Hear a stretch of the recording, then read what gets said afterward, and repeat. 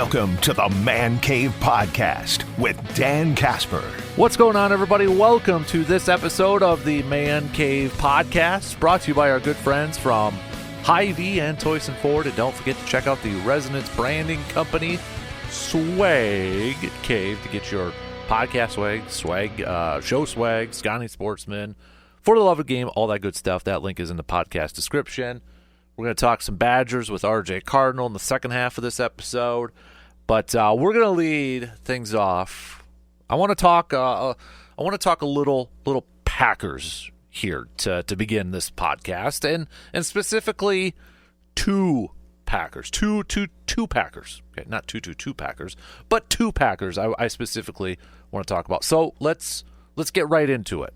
Talked a lot about some individual players in the performances on the defensive side for the Packers. First part of the season defensively, one guy that probably got a lot of flack, did get a lot of flack. I still kind of give it. I want to see Rashawn Gary on the field more. But I saw this yesterday too, just kind of breaking down some advanced numbers. He actually has been getting better in his last 5 games. So Rashawn Gary, the amount of pressures he had in the first 5 games of the season, you're talking Philly, Indy, Tennessee, Minnesota, and the Rams. The dude only had 6 pressures. 6 total pressures. Since then, his last 5 games, Arizona, Houston, Jacksonville, Detroit, Chicago, 19. He's up to 19. And was kind of looking at some stuff. And I think the one thing that Rashawn Gary, Mike Wall is a fantastic former Packer offensive lineman. If you have not followed him on like the X and such, if you want some breakdowns and such, he is a great follow over there. And the one thing too that he's always said about Rashawn Gary is that he's got to figure out what he's going to be or what he wants to be as an edge rusher, as a pass rusher. Is it speed? Is it bull rush? Find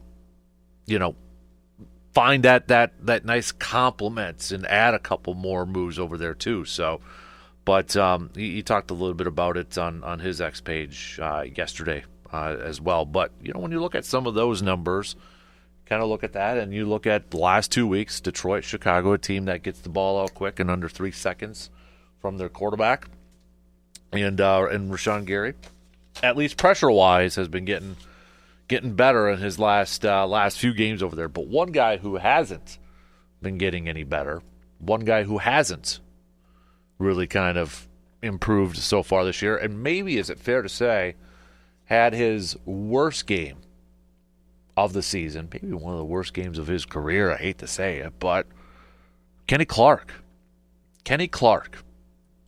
You look at some of the numbers out there, and I know defensive tackle, and I don't want to, and I'm not trying to box score scout this thing. Okay, I'm not trying to box score scout Kenny Clark by any means. But when you look at the amount of tackles Kenny Clark has had, I know defensive tackles, aren't always up there in terms of leaders in the league or even on the team in terms of the amount of tackles. In fact, when you look at the highest, the defensive tackle that has the highest amount of tackles, you got to go to the Rams for this one. No, not Aaron Donald. Aaron Donald ain't there anymore.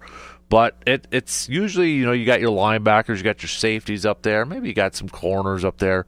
But the first appearance for a defensive tackle in the NFL for how many tackles they have this year, you got to go down to 125, tied for 125. That's Kobe Turner for the Rams, who's got 47 total tackles this year. That's the first appearance of a defensive tackle on this list. So, yes, we know defensive tackles, which I know might confuse some people. They tend to not always show up in terms of league leaders and tackles and such. But when you look at where Kenny Clark is on this list, it's pretty sad.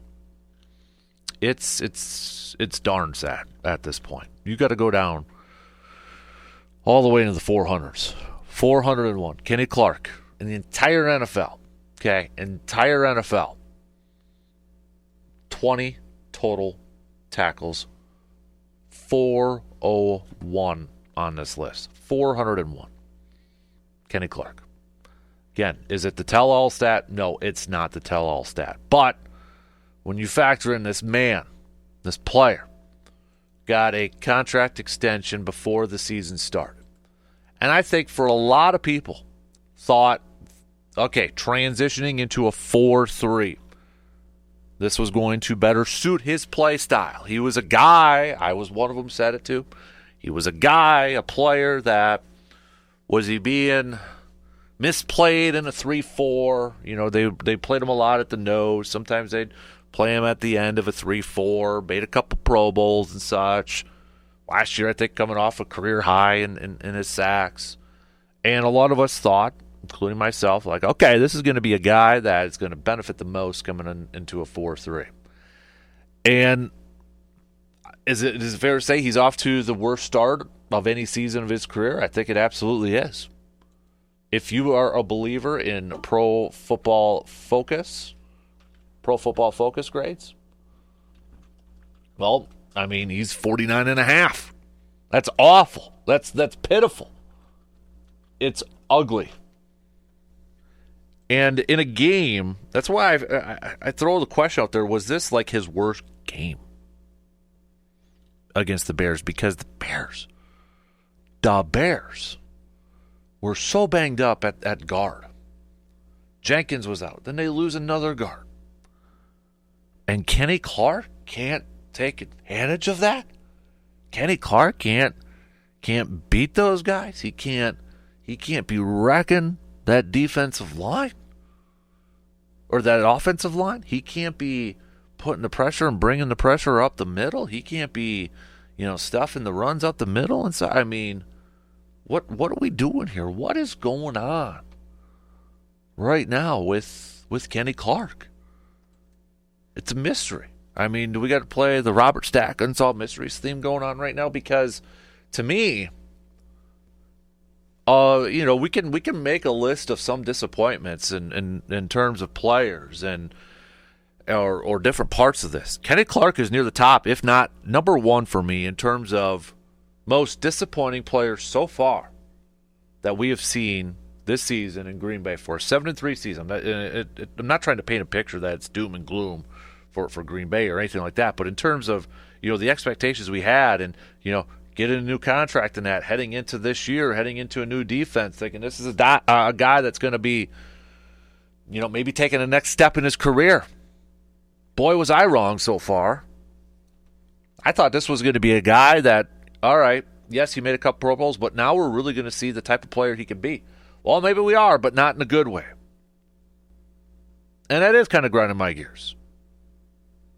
It is kind of grinding my gears because we heard Jeff Hafley talk about he wants his defensive linemen, to be aggressive, to be going after the quarterback, to be shooting, and we've seen, if you've watched these games, you've seen Kenny Clark, there's been more than a few times where dude's gotten in the backfield right away. I mean, he's beaten that guy. I don't want to say he's like been completely, dominated or anything like that. He's gotten in the backfield. But it's almost like there's a couple times it's like it's been over pursued or he's gotten there too quick and the play's going the opposite way. I don't know if the offensive line is kind of using that to their advantage a little bit too. But it's definitely grinding my gears. Where's 97 at? I like Kenny Clark. And I don't want Kenny Clark to succeed. I want him to be a dominant defensive lineman.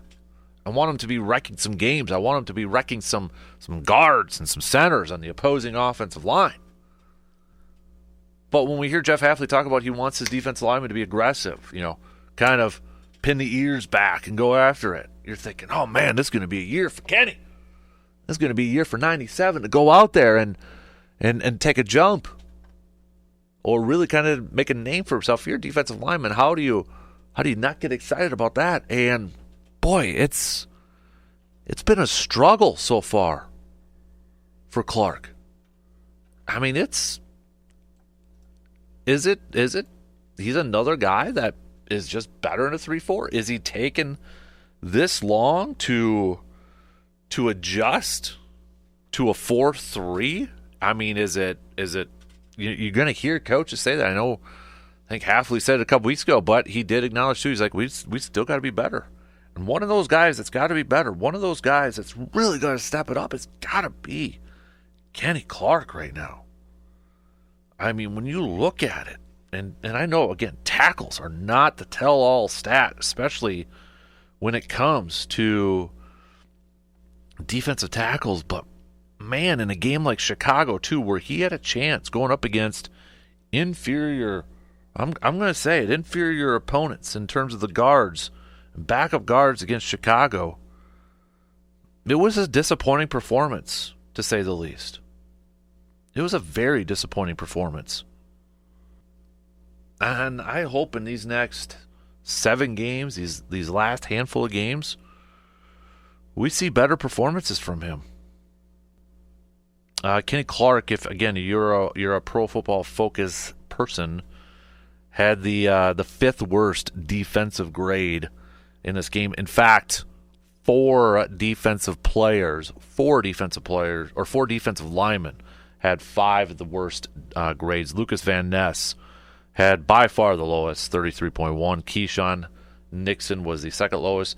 Enoch Barre had the 3rd lowest. Devontae Wyatt, again, another defensive lineman in the interior, 4th worst grade. And Kenny Clark, who didn't have a pressure for the 3rd straight game. Again, reminder, the top defensive players, I know we mentioned this the other day from this game, the top defensive players was Rashawn Gary in this game. Rashawn Gary had, not really even close either, Rashawn Gary by far had the highest graded game against the Bears defensively. 79, then Eric Wilson, 69.5 limited snaps. Jair Alexander, limited snaps, had the 3rd highest. And this is the thing too, where like Pro Football Focus isn't the tell-all sort of thing. I would disagree that Quay Walker had the 4th highest. I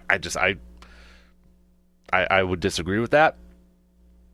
But Isaiah McDuffie had the 5th highest over there too. So, one player though that, on staying with the defensive side here, one player that if you did like an informal poll amongst Packers fans out there, he seems to be on opposite ends of the spectrum in terms of whether Packers fans say he's having a good season or maybe a poor season. There doesn't seem to be a whole lot of middle ground. And that's Kenny Clark. Or not Kenny Clark. Carrington Valentine. Carrington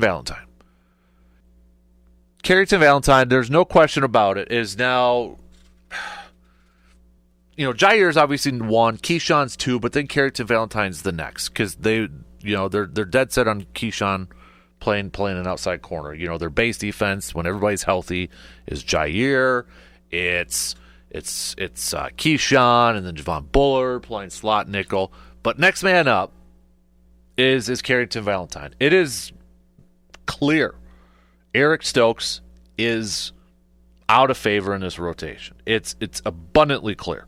I mean, you look at the last few weeks, you look at this last game, and in terms of the snap counts, I mean, Eric Stokes is barely getting on the field right now, and it's disappointing. You want to talk about another disappointing defensive performance, defensive player this year? You could throw Eric Stokes in there. Eric Stokes played 4 snaps on the defense. 4 in that game against the Bears. That's it, 4. Former first-round pick, who I think we would all agree when he was in his rookie year had a solid year, getting thrown in there with injuries. And he played well. Injuries, that ankle injury, that broken ankle just a couple years ago, maybe that's what's kind of derailed everything over there. But we were looking like, okay, this has got to be a year Eric jumps up. Is he going to be healthy? Is he going to kind of get back to what he was in his rookie year? It is clear he's not a part of this rotation and is only in there if it's his turn into the rotation, if another guy's missing time there. But Carrington Valentine too, especially after this game, if you do like an X search for what Packers fans, sometimes I'll do this and sometimes I'm just shaking my head and all that. But what's the gauge of Packers Nation on certain players? And I'll type a name in there and kind of see. And it's mixed when it comes to Carrington Valentine, I saw plenty of people saying, get him off the field. He's not a corner. I've also seen some people kind of be like, no, when you kind of look at some of the numbers, maybe he should play a little bit more.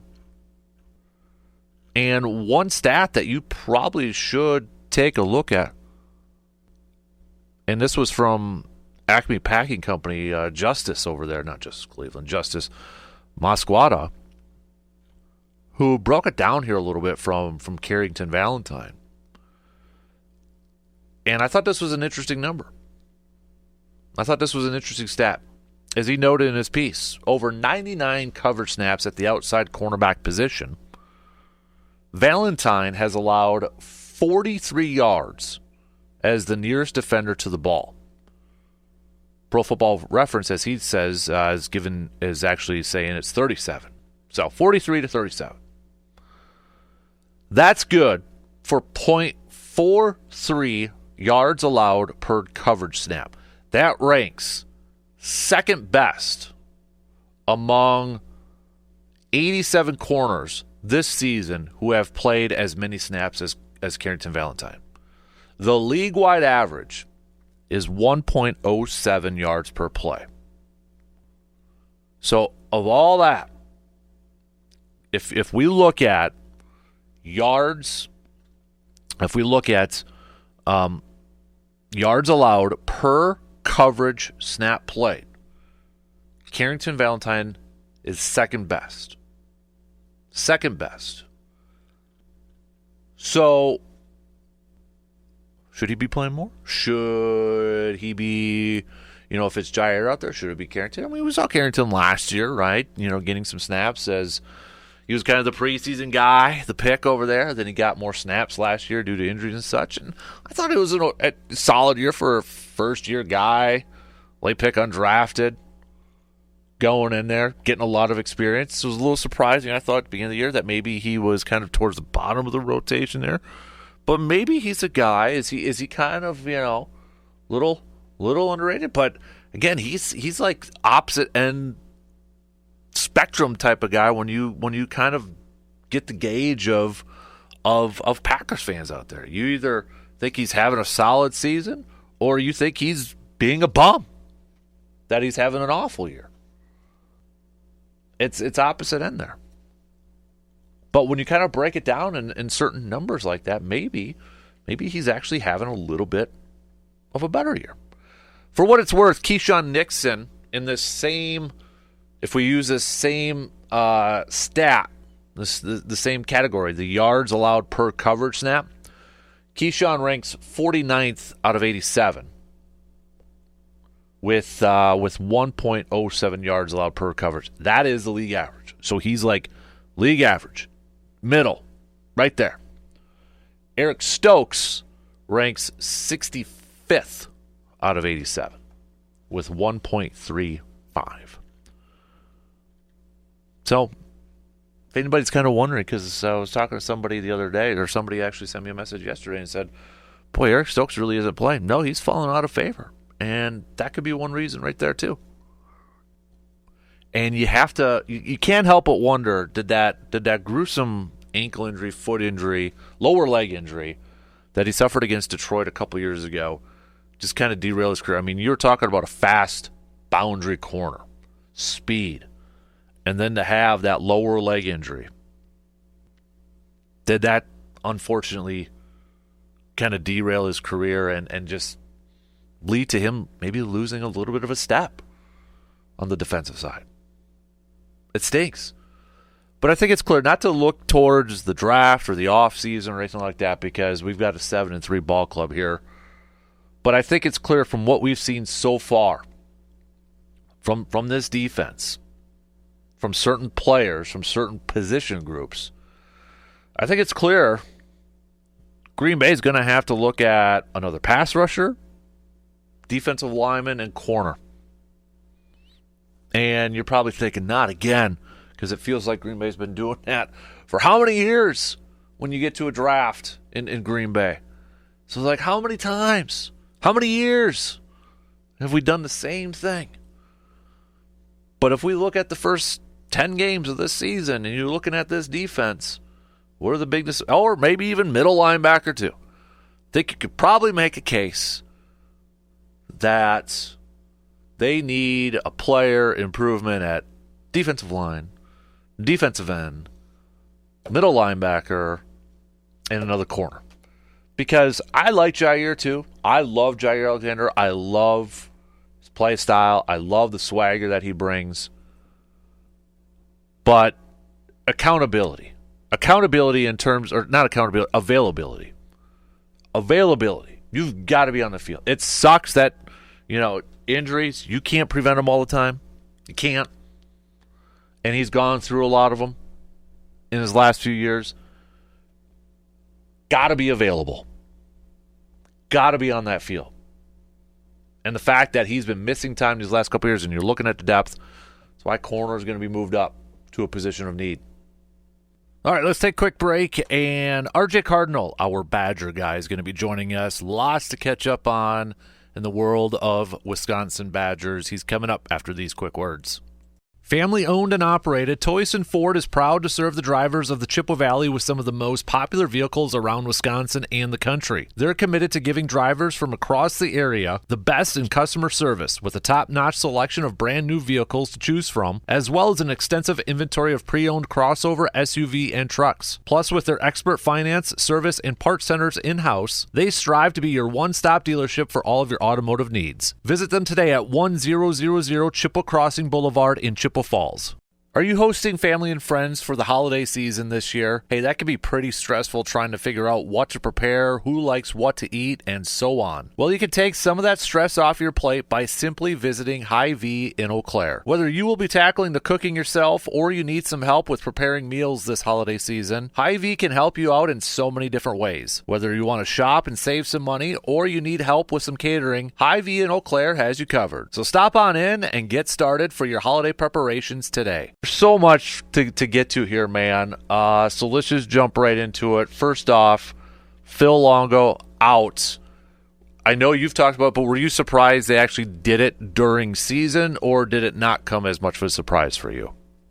Yeah, it was still a pretty big surprise right there. Yeah, I mean, it's not one we've seen a lot with somebody getting relieved of their duties in season with the football team. I mean, we just saw it a couple of years with a head coach, now an offensive coordinator. It does appear that Fickle is admitting he made a mistake. Might have been able to tell that after year one, where he admitted, I guess I only knew what Wisconsin was from the outside, didn't know what it was from being the inside. And, yeah, it seems like I saw a lot of people posting the old Brad Childress quote, a programmatic non-fit here at Wisconsin. But, yeah, a little surprised, but, I mean, mistakes were still being made that should have been corrected. The points weren't being scored outside of games against teams that are horrendous defensively. And, yeah, I mean, now, granted, you've lost games to teams we talked about at the beginning of the season that kind of were projected to be losses anyway. You had the embarrassment against Iowa, but that was a whole team thing. You played a decent game. The defense put you in a position to win against Oregon. I mean, the lowest point total of the year, second lowest yards gained in the year. It was just one of those games that if the offense even showed some sign of life, Wisconsin's winning that. And save for a phantom chop block, a couple holding calls that brought things back, and say whatever you want. What was it? The touchdown that was called back with an illegal man downfield, but I mean, the guy was in the end zone. You have to call it. Yeah. But yeah, it's a bunch of ifs and whats, but something needed to change.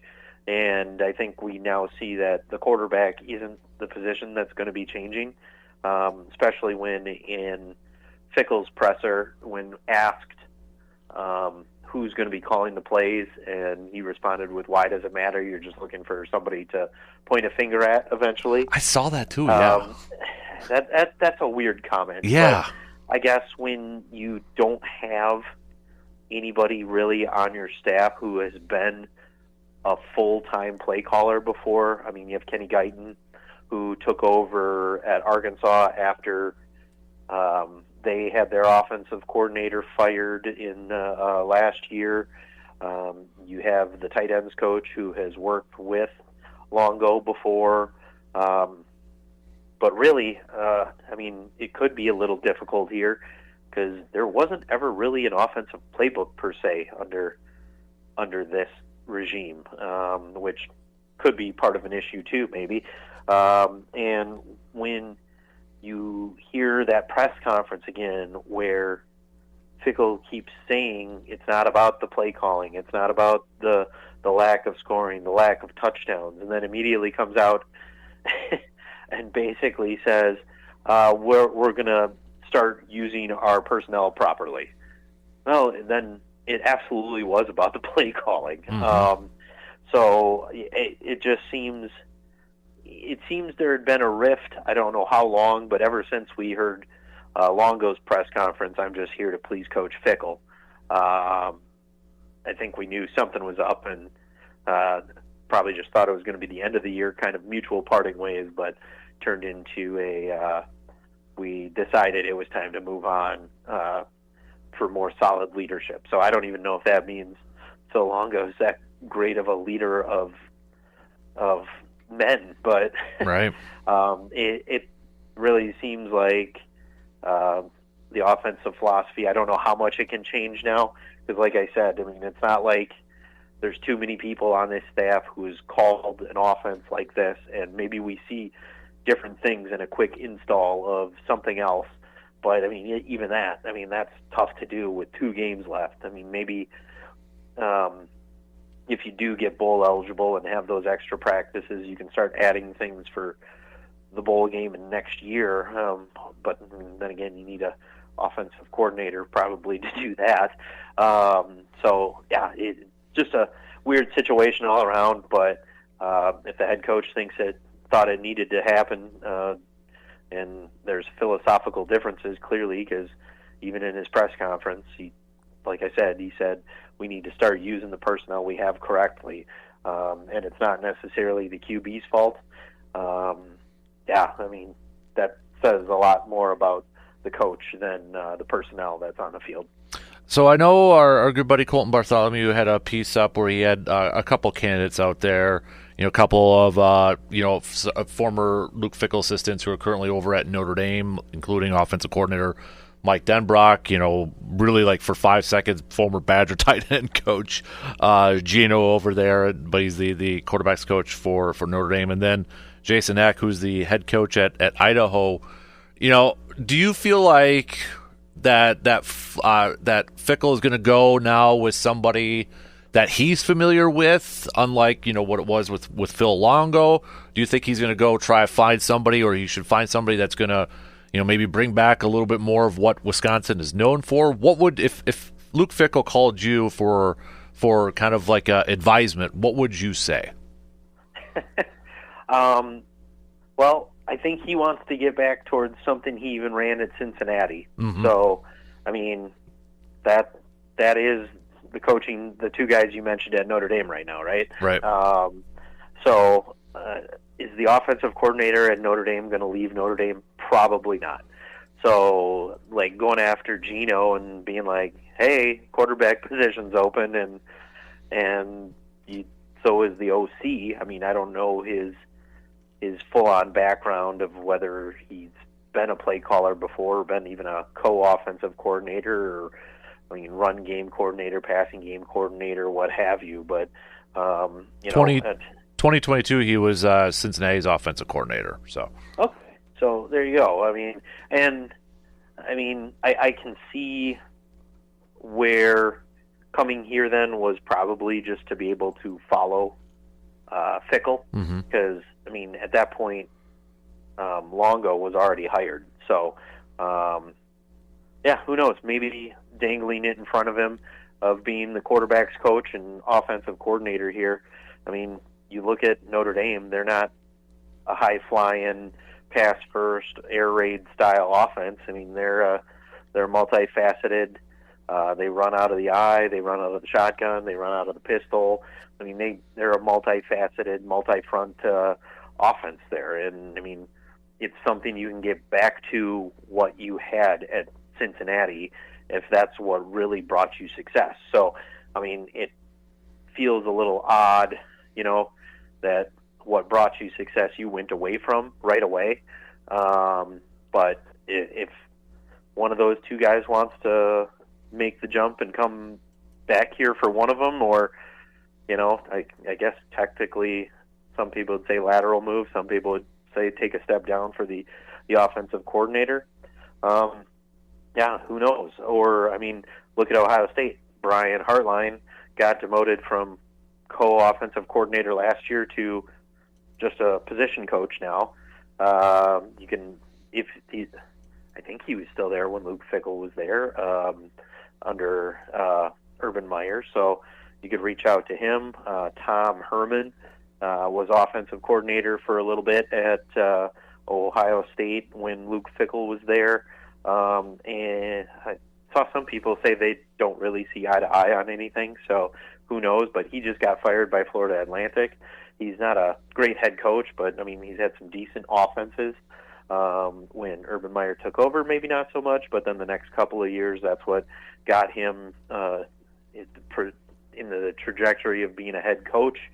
There are some options out there for guys who have connections with him. And like you mentioned, Jason Eck played with Casey Robach here at Wisconsin. He's doing pretty good things at Idaho, which had been dead for a long time. And, he's got them performing at a top level at the FCS now. So who knows? Maybe he's happy there. It's really one of those. Sure, he could be a fit here at Wisconsin because he knows Wisconsin. He'd be able to give some ins and outs of that sort of culture thing. You got Casey Robach for that too now, though. I think there's a lot more options than we're looking at, and who knows? Could be. It's just got to be somebody you're more familiar with, and that has a style more suited for. More suited for what we've seen historically out of Wisconsin. And I'm not saying return to the game manager who can turn around and hand the ball off for 40 plays and you're only relying on 10 passes a game like Iowa because you're chewing up the clock and you may get into third and long every now and then, find somebody who can kind of meld some resemblance of a good passing game, but kind of return to the roots of what Wisconsin built itself on. Mm-hmm. Two-part question, and to kind of wrap up the offensive coordinator talk, is this, not to be too dramatic, but I don't think it's too dramatic, is this a job-defining hire for Luke Fickell, like he's got to get this right or he loses his job? And second part, I know it's a little recency here, but Tressel with a defensive performance against Oregon and such, do you think he's at least saved his job for next year? Yeah, you're not going to go into the year with two new coordinators. Mm-hmm. That'd just be too drastic. What we do have to see is him on a week-to-week basis, I think. He flat out said in his post-game presser against Iowa, we needed to respect the pass. They were never going to pass the ball, and you weren't stacking the box at all, and you got gouged for miles upon miles of yards, So I need to see a little bit better in-game decision-making out of him. But Oregon has more of an offensive style that this defense is built for. And I'm not just saying that to make a case for what we saw. It was a great performance by the defense on Saturday night, giving up 16 points to Oregon. I mean, Ohio State didn't do that, So it's a defense, I think, that, I mean, maybe they don't have everything they need right now, but, I mean, it's still a defense, I think, that needs to be able to, first of all, build the depth at the D-line. That could probably help solve a lot of stuff to make it so you can have different style of fronts rather than kind of be limited to, how thin the room is, plus you got some injuries, so it's even thinner than we thought going on into the season. But, yeah, definitely I'm pretty sure he's safe moving on into next year because this move was made, and it's really got to start, making those in-game decisions on the defensive side of the ball. And, I mean, I got to take Fickle at his word right now. Make sure we're using the offensive personnel properly. It'll be interesting to see what happens these next 2 weeks if there's any new wrinkles. I mean, heck, we even saw the Wildcat on Saturday night, and who knows? That's a play in there now. Maybe we see a little bit more of that from time to time. But very intriguing last 2 weeks here. If you don't get one win, you're still pretty lucky. You're one of the top academic APR teams in the nation, so hopefully you can still get a bowl invite there. But your winning non-losing season streak is done. But yeah, I'd like to think we can get a win here in one of these last 2 games at least. Right. We'll get your pick for Nebraska coming up here. I mean, let's move over to hoops here because I want to give them some love. Friday nights with that victory over Arizona, Tanjay with 41 last night, squeaking by Rio Grande, but John Blackwell with his career high 30 points. So the Badgers now 19th in the country after that win against Arizona. What have you seen in the early glimpses of this team that's for the first few weeks? Do they look like a different style team than what you've seen in the last couple of years for Greg Gard? Obviously a lot of scoring between these two gentlemen here, but have you noticed maybe something a little bit different than what we've seen the last couple of years, specifically maybe on the offensive side?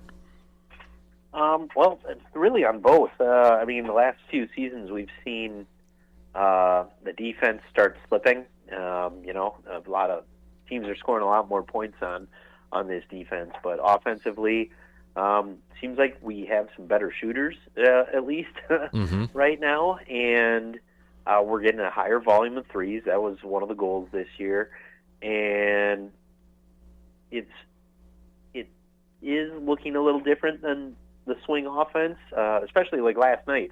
There was not a lot of cutting towards the hoop while having guys standing around the perimeter just passing the ball. So it's even different from what we saw against Arizona, because there was a lot of cutting to try to get fouled against Arizona, which, I mean, worked because, saw a lot of people commenting on how bad the game was because of how many fouls were being called. Mm-hmm. But even in that, if that's the goal, right, we're accomplishing it. We're getting to the line.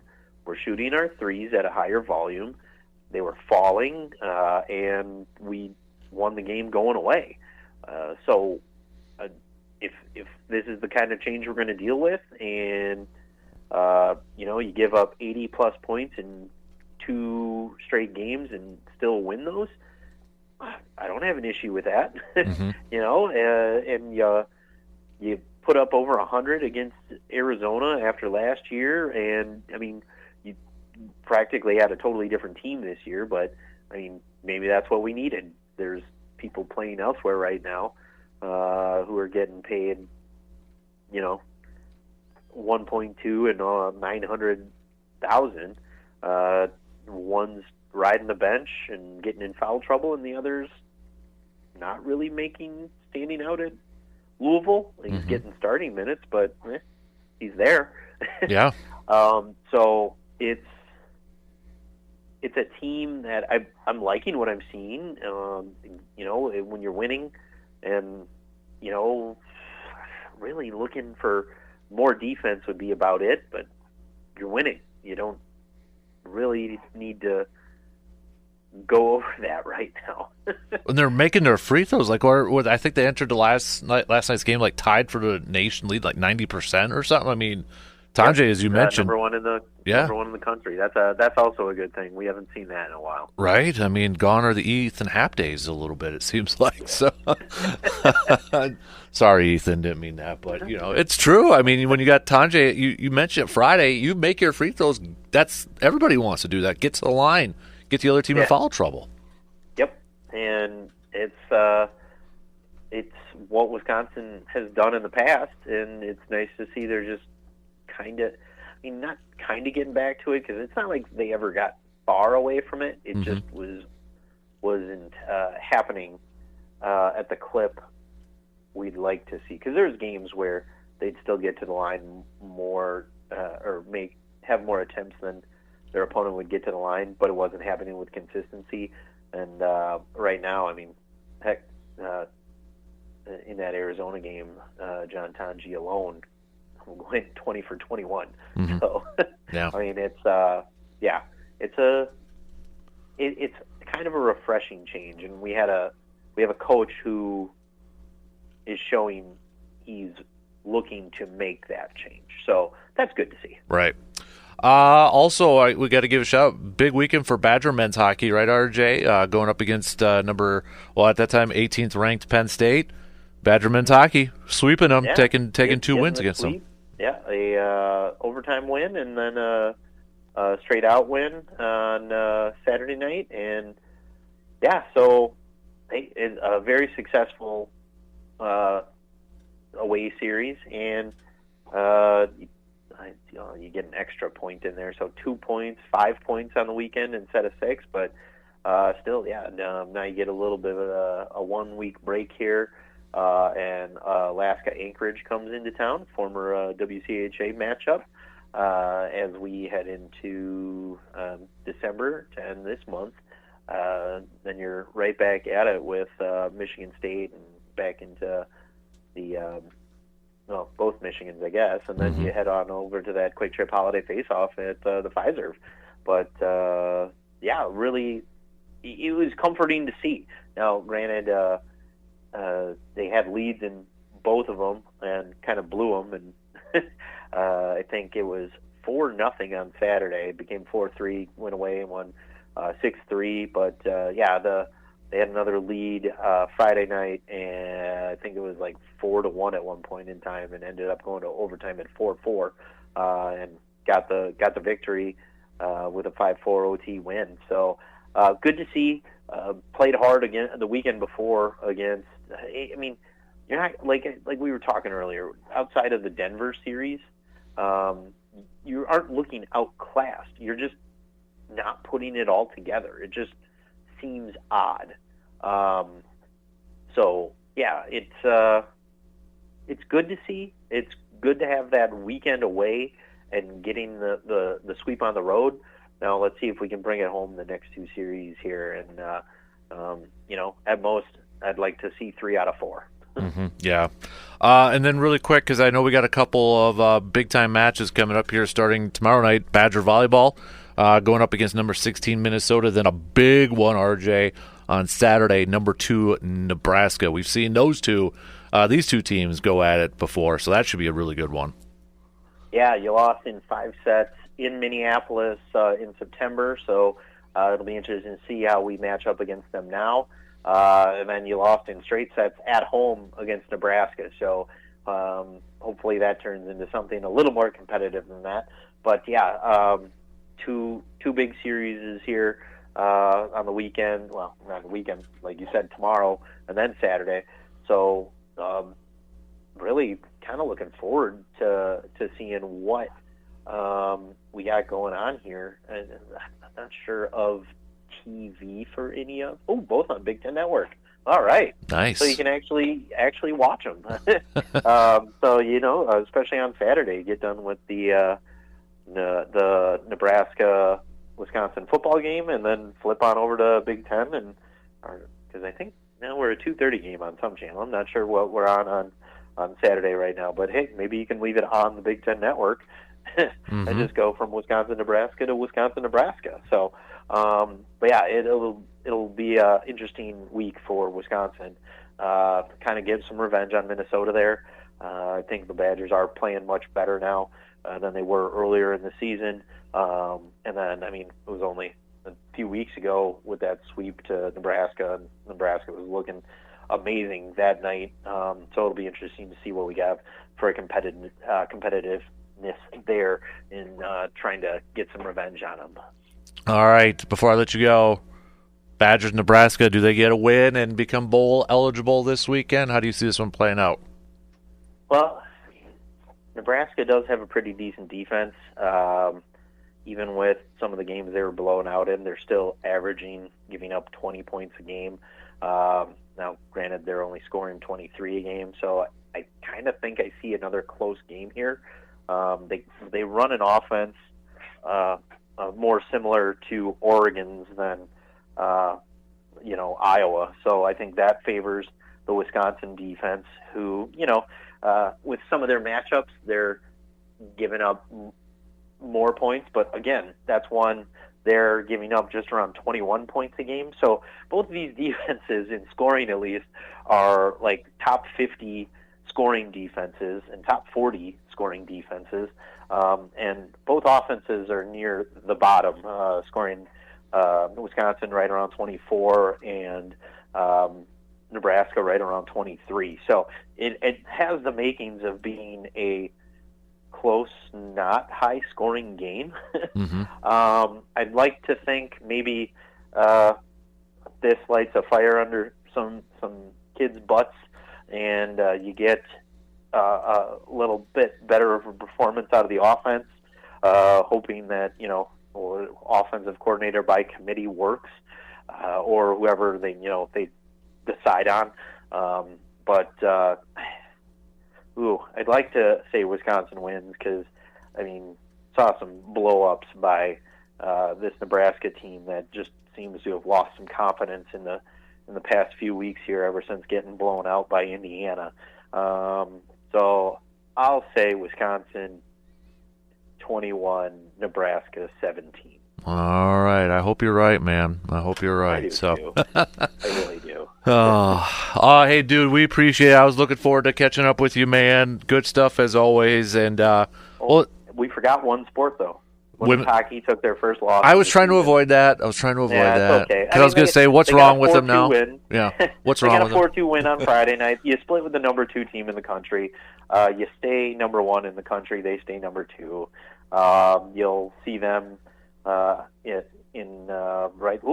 they play in Chicago at the outdoor game in January. So there's a game here in Madison. Then they travel to Chicago to play another one. So see them in